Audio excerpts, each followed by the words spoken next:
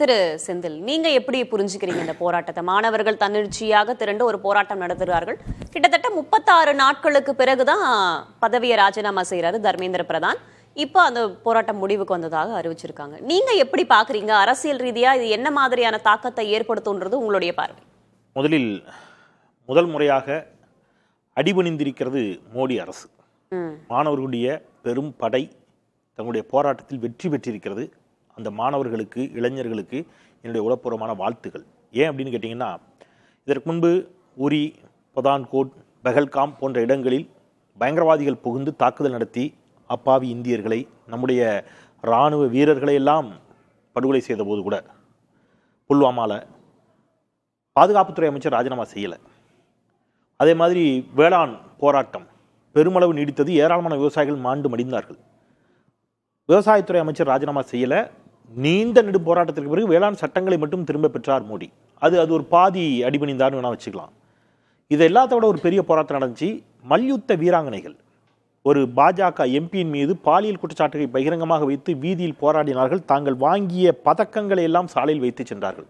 அப்பொழுதும் கூட மோடி அரசு எந்த ரெஸ்பான்ஸும் பண்ணலை. ஆனால் இன்றைக்கு ஒட்டுமொத்த இந்தியாவும் திரண்டெழுந்து ஒரு மிகப்பெரிய போராட்டத்தை நடத்தி காட்டியிருக்கக்கூடிய சூழலில் வேறு வழியின்றி இன்றைக்கு தர்மேந்திர பிரதான் பதவி விலகி இருக்கிறார் என்பது தொடக்கமாக மாணவர்களுடைய போராட்டத்திற்கு கிடைத்த மாபெரும் வெற்றியாக நான் இதை பார்க்குறேன். அப்புறம் இதில் கூட்டணி கணக்குகள் எல்லாம் 2029 தேர்தலுக்கு இன்னும் 3 வருஷம் இருக்குது. நம்ம அப்போ தான் பேசணும்னு நினைக்கிறேன் நான். ஆனால் அதை தாண்டி இங்கே பேச வேண்டிய தேவை என்பது நீட் மோசடி. நீட்டில் மோசடின்னு ஒன்று வைக்கின்ற பொழுது என்னை போன்றவருடைய தொடர் வாதம்ங்கிறது நீட்டே மோசடி அப்படிங்கிறத தான் நம்ம வாதமாக வைக்கிறோம். ஏன் இந்த போராட்டம் இன்றைக்கு இவ்வளோ பெரிய போராட்டமாக மாறியதுங்கிறத நம்ம தயவு செய்து கவனிக்கணும்னு நினைக்கிறேன். அறிவார்ந்த பல வாதங்களை முன்னெடுத்த நேர்பட பேசி இன்றைக்கு இதை எடுத்திருப்பதற்கு எனக்கு உள்ளபடியே நன்றி, மகிழ்ச்சி. ஏன்னா இந்த ஆண்டு மட்டும் நீட்டில் தேர்ச்சி பெற்றவருடைய எண்ணிக்கை 11,21,000. 11 லட்சம் நீங்கள் ரஃபாக கணக்கு வச்சுக்கோங்க. ஆனால் மொத்தமான மெடிக்கல் சீட் எவ்வளோ தெரியுமா? 1,36,939. இந்த 1,36,939 சீட்டுக்கு எதுக்கு 11 லட்சம் பேர் தேர்ச்சி பெற்றதாக அறிவிக்கப்படணும்? இதுக்கு பின்னாடி தான் ஒரு பெரிய ஸ்கேம் இருக்குது. நீங்கள் தனியார் கல்லூரிகள் மொத்த சீட்டு 73,643, அரசு கல்லூரிகளில் மொத்த சீட்டு 63,296. இந்த தனியார் கல்லூரிகளில் இருக்கக்கூடிய 73,643 சீட்டில் ஸ்டேட் கவர்மெண்ட் கோட்டா இருக்குது, சென்ட்ரல் கவர்மெண்ட் கோட்டா இருக்குது. அது போக 35% சீட்டை மேனேஜ்மெண்ட் கோட்டாவாக அவங்க நிரப்பிக்கலாம். இந்த 35% அவங்க எதன் அடிப்படையில் நிரப்புகிறார்கள் என்றால், ஒரு உதாரணத்துக்கு பர்சன்டைல்னு சொல்கிறாங்க. நீட்டில் 16% எடுத்தவரும் தேர்ச்சி, 40 எடுத்தவரும் தேர்ச்சின்னு வைங்க. இந்த 2 பேரும் போய் நிற்கிறாங்க. ஒருத்தர் 50 மார்க்கு, புரிகிற மாதிரி எளிமையாக சொன்னால் ஒருத்தர் 50 மார்க்கு, ஒருத்தர் 16 மார்க்கு. இந்த இருவரில் யாருக்கு வேண்டுமானாலும் அவர் சீட்டு கொடுக்கலாம். 16 மார்க் இருக்கிறவர் பணம் இருந்தால் 16 மார்க் இருக்கிறவர் பணம் கொடுத்து அந்த சீட்டை பெறுகிறார். அப்போது தகுதி தேர்வு என்று சொல்கிறாங்க இல்லையா, அதுவே முதல்ல அடிபட்டு போகுது. அங்கேயே பெரிய முரண் இந்த தேர்வில் இருக்கிறது. இது அதுலேயே ஒரு பெரிய ஸ்கேம் அப்படிங்கிறது. இன்னொன்று, நீட்டோட நிற்கலை. இவங்க எம்பிபிஎஸ் படித்து முடித்து வெளியில் வரும்போது நெக்ஸ்ட்னு ஒரு தேர்வு வைக்கிறாங்க. அவங்க தான் எம்பிபிஎஸ் படித்து முடிச்சிட்டாங்களே, அதன் பிறகு ஏன் ஒரு தேர்வு? அதுக்கு இதுவரைக்கும் உரிய விளக்கம் இல்லை. நீட் பிஜிக்கு போகின்ற பொழுது முட்டை மதிப்பெண்கள் எடுத்தாலும் அவங்க பிஜி சேரலாம் அப்படின்னு கடந்த ஆண்டு சேர்ந்தாங்க. அது குறித்து அப்பொழுது பாஜக மாநில தலைவராக இருந்த அண்ணாமலையிடம் கேள்வி கேட்கப்பட்ட போது, அந்த தனியார் மருத்துவக் கல்லூரிகளில் சீட்டு ஃபில் ஆகாமல் இருக்குது, அதனால நாங்கள் வேற வழி இல்லை, 0வாக இருந்தாலும் இடம் கொடுக்குறோம்னு சொல்கிற அளவுக்கு இருந்துச்சு. ஸோ நீட்டே ஒரு பெரும் மோசடி என்பதால் இன்றைக்கு இந்த போராட்டம் வெடித்திருக்கிறது. சரி, தமிழ்நாடு எப்பொழுதுமே ஹிந்தி எதிர்ப்பு போராட்டமாக இருக்கட்டும், இடஒதுக்கீடு போராட்டமாக இருக்கட்டும், தமிழ்நாடு தான் எல்லாவற்றிற்கும் முன்னோடி. இந்த நீட் எதிர்ப்பு போராட்டத்திலும் தமிழ்நாடு தான் முதல்ல எதிர்ப்பு குரலை தொடுத்தது. இன்றைக்கு பிற வட மாநிலங்கள் அதை புரிந்து கொண்டு வந்திருக்கிறார்கள் அப்படிங்கிறதுல மகிழ்ச்சி. இப்போ நீங்கள் அரசியலாக சில கேள்விகளை வச்சிங்க. அரசியலாக இதில் எனக்கு என்ன வருத்தம் அப்படின்னு கேட்டிங்கன்னா, பாஜக ஒரு பக்கம், தமிழ்நாட்டில் ஆளக்கூடிய, மாநிலத்தில் ஆளக்கூடிய தாவேகா ஒரு புறம். இந்த விஷயத்தில் இவங்க 2 பேருக்கு இடையில தான் போட்டியே நடந்துச்சு. எப்படி கருத்து சொல்றதுங்கிறதுல அங்கேருந்து அமைச்சர் நிர்மலா சீதாராமன் அம்மையார் ஒரு கருத்தை சொல்றாங்க. சில இளைஞர்கள் மகிழ்ச்சி அடைந்தார்கள், அதை பாசிட்டிவா எடுத்துக்கிட்டாங்க. ஏன் பாசிட்டிவா எடுத்துக்கிட்டாங்க? அதாவது தேர்வு வினாத்தாள் லீக் ஆகி தேர்வு ரத்து செய்யப்பட்டு மறு தேர்வு நடத்துறத கூட பாசிட்டிவா எடுத்துக்கிட்டாங்க. ஏன்னா இன்னொரு வாட்டி நல்லா படிச்சு அந்த தேர்வு எழுத முடிகிறது என்று அவர்கள் பாசிட்டிவா எடுத்துக்கிட்டாங்களாம்.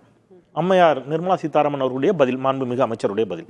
இங்க மாண்புமிகு சபாநாயகர் சொல்றாரு, சார் இந்த இப்போ போய் அமைச்சர்கள்லாம் படம் பார்த்துட்டு இருக்கிறாங்க, அங்கே படம் பார்த்து ஏங்கி கேவி அழுறாங்களே சார், இங்கே மாணவர்கள் ரோட்டில் போராடிட்டு இருக்காங்களே சார்னு கேட்டால் அமைச்சர் சொல்கிறாரு, இவர் சபாநாயகர் சொல்றாரு, அந்த படத்தை நீங்க அப்படி சாதாரண இடம் போட்டக்கூடாது, அது உங்களுடைய புத்திசாலித்தனத்தை எல்லாத்தையும் உங்களை வந்து அப்படி தூண்டிவிடக்கூடிய விதத்தில் அந்த படம் இருக்கு அப்படிங்கிறாரு. இது என்னன்னு புரிஞ்சுக்கிறது எனக்கு புரியல. இது என்ன தூண்டிவிடக்கூடிய விதத்தில் படம்னு பேசுற ஒரு சபாநாயகர். அமைச்சர் ஆதவ் அர்ஜுனா பாடகர் அறிவை அழைத்து சொன்னதாக அறிவு வெளிப்படையாக சொல்றாரு. என்ன சொல்றாரு? இது உனக்கு தேவையில்லாத வேலை, பாராளுமன்றத்தில் பெரும்பான்மை இருந்தால்தான் இந்த சட்டம் நிறைவேறும் என்று சொல்கிறார்கள். இது பாஜகவோட குரல். பாஜகவோட குரலை ஏன் தாவேகா ஒழிக்க வேண்டும்? நீங்க தாவேகாவிலிருந்து மரியாதைக்குரிய மாண்புமிகு முதலமைச்சர் திரு ஜோசப் விஜய் அவர்களுடைய அதிகாரப்பூர்வ ட்விட்டர் பக்கத்திலேயோ ஃபேஸ்புக் பக்கத்திலேயோ இந்த நிமிடம் வரைக்கும் இது குறித்து ஒரு பதிவு கிடையாது. டிவிகே ஹெட் குவார்டர்ஸ்ல இருந்து ஒரு அறிக்கை வந்திருக்கு. அந்த அறிக்கையில எங்கேயும் பாஜக என்ற வார்த்தையோ மோடி என்ற வார்த்தையோ கூட இடம்பெறவில்லை. ஆனா நாங்க நீட் தேர்வு எதிர்க்கிறோம்ன்றதையும் தொடர்ச்சியாக சொல்லிட்டு அது ஒரு வார்த்தை சொல்லிக்கிறாங்க. அது ஒரு வார்த்தை கல்வியை மாநில பட்டியலுக்கு கொண்டு வரணும்ன்றதையும் அவங்க அந்த ஸ்டாண்ட்ல அவங்க தெளிவா தான் இருக்காங்க. தாவேகாவுடைய ஒரு மலினமான அரசியல் நான் சொல்றேன். போராட மாட்டாங்க, காத்திரமா விமர்சிக்க மாட்டாங்க, எந்த சண்டையும் போட மாட்டாங்க, மக்களோட மூட பார்ப்பாங்க. எல்லாரும் நீட்டுக்கு எதிராக இருக்காங்க, நாங்களும் நீட்டுக்கு எதிராக இருக்கோம்னு சொல்லிட்டு பார்த்துப்பாங்க. ஏங்க நீங்க என்னங்க பேசல? நாங்க தான் சொல்லிட்டோம் நீட்டுக்கு எதிராக தான் இருக்கோம்னு. நீட்டுக்கு எதிராக தானே நீங்க இருக்கிறீங்க, அதுல மாற்றுக்கருத்து இல்லை. அப்புறம் ஏன் போராடிய மாணவர்களையும் மாணவிகளையும் தங்கைகளையும் அப்படி அடக்குமுறை ஏவுனீங்க? இன்னைக்கு அமைச்சர் ராஜ்மோகன் நேரடியா போயிருக்காரு, நேரடியா போய் அவங்க கிட்ட பேசி இருக்காரு. இன்று மாலை அவர் நான் அங்கதான் இருந்தேன். நான் பேசி முடிச்சுட்டு வெளில வரும்போது அவர் உள்ள வந்தார். எப்ப போனாரு? தர்மேந்திர பிரதான் ராஜினாமா செய்து விட்டார், போராட்டம் முடிவுக்கு வரப்போகிறது என்று தெரிந்தவுடன் வந்தார். ராஜ்மோகன் மீது எனக்கு தனிப்பட்ட விமர்சனம் இல்லை. அரசாக நான் தாவேகா விமர்சிக்கிறேன். நான் தாவேகா எந்த இடத்துல விமர்சிக்கிறேன்? காவல்துறை, உங்க கூட்டணி கட்சி மார்க்சிஸ்ட் கம்யூனிஸ்ட் கட்சியினுடைய மாநில செயலாளர் சண்முகம் அவர்கள் சொன்னார் விழுப்புரத்துல, காவல்துறை அராஜகம்ங்கிற வார்த்தையை பயன்படுத்த. அராஜகம், தலைவர்களை கைது செய்கிறார்கள், அனுமதி வாங்கி உள்ளிருப்பு போராட்டம் நடத்தியவர்களை. எங்க? பொதுவெளியில் இல்ல, அவங்க அலுவலகத்தில் போராட்டம் செய்தவர்களை. மதுரை காமராஜர் பல்கலைக்கழகத்திற்குள் புகுந்து மாணவர்களை கைது செய்தது தாவேகா அரசு. இப்ப இவங்க என்ன கேட்கறாங்க? இதெல்லாம் கேட்க ஆரம்பிச்சோன்னே, நீட்டு ரகசியம் என்று நீங்கள் சொன்னீர்களே, திமுக போறாங்க. நான் இப்போ உடைக்கிறேன் அந்த ரகசியத்தை நானே சொல்றேன். என்ன பண்ணணும்? கத்தி எடுத்துட்டு போய் சண்டை போடணுமா? துப்பாக்கி எடுத்துட்டு போய் சுடணுமா? ஒரு ஜனநாயக நாட்டில் பாபா சாஹேப் அம்பேத்கர் வகுத்து கொடுத்த அரசியலமைப்பு சட்டங்களின் முடிவு அரசியல் கட்சி என்ன செய்யும்? அரசியலமைப்பு சட்டத்தின்படி இறையாண்மை மிக்க ஒரு மாநில சட்டப்பேரவையில் 234 எம்எல்ஏக்கள் இருக்கக்கூடிய அவையில் பாஜக எம்எல்ஏக்கள் 4 பேரை தவிர 230 எம்எல்ஏக்களின் ஆதரவோடு ஒரு சட்ட திருத்த மசோதாவை நிறைவேற்றி அனுப்புகிறது திமுக. அதற்கு தாவேகா நம்ம நேரம் கொடுக்கணும்ல. இல்ல நான் முடிச்சிடுறேன். நான் இப்ப ஏன் தாவேகா நீட்டுக்கு விலக்கு வாங்கல நான் கேட்கவே இல்லை. நல்லா கவனிச்சீங்களா? நான் அப்படி கேட்கவே இல்லை. அது தாவேகாவுடைய அதிகாரமும் இல்லைங்கிறது நான் அந்த ஒரு வார்த்தை சொல்லி முடிச்சேன். அந்த ஒரு வார்த்தை அப்ப அனுப்பிட்டாங்க. அதை ஆளுநர் கிடப்பில் போடுகிறார், குடியரசுத் தலைவர் கிடப்பில் போடுகிறார், 1 கோடி கையெழுத்துக்களை வாங்கி அனுப்புகிறது. ஒரு நாள் முழுக்க உண்ணாவிரதம் இருக்கிறார்கள். அந்த உண்ணாவிரத போராட்டத்தில் அன்றைக்கு துணை முதலமைச்சராக இருந்த உதயநிதி ஸ்டாலின் நீட்டு மட்டும் தேவையில்லாதது இல்ல, பாஜகவே தேவையற்றது நாட்டிற்கு அவ்வளவு காத்திரமாக பேசுகிறார்.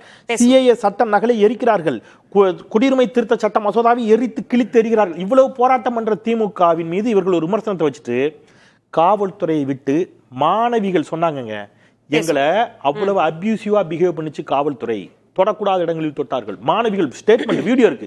அப்ப நீங்க காவல்துறை வச்சு இவ்வளவு அராஜகத்தையும் பண்ணிட்டு உங்களுடைய முதலமைச்சர் ஒரே ஒரு கண்டனத்தை கூட இந்த நிமிடம் வரை பாஜகவிற்கும் மோடிக்கும் எதிராக பதிவு செய்யாத போது பாஜகவோடு சேர்ந்து தாவேகாவும் ஒரு நாடகம் ஆடுகிறதோ என்ற சந்தேகமும் இன்றைக்கு மாணவர்கள் மத்தியில் எழுந்திருக்கிறது. அதனால்தான் பாலநிலத்தில் நடைபெற்ற போராட்டத்தில் மாணவர்கள் தாவேகாவிற்கு எதிராகவும் முழக்கமிட்டார்கள். இன்றைக்கு அமைச்சர் ராஜ்மோகன் அவர்கள் அங்கே வந்த போதும் ஏன் கைது செய்தீர்கள், ஏன் காவல்துறை வச்சு அராஜகம் செய்தீர்கள் என்று அவரிடமே முழக்கம் வைத்தார்கள்.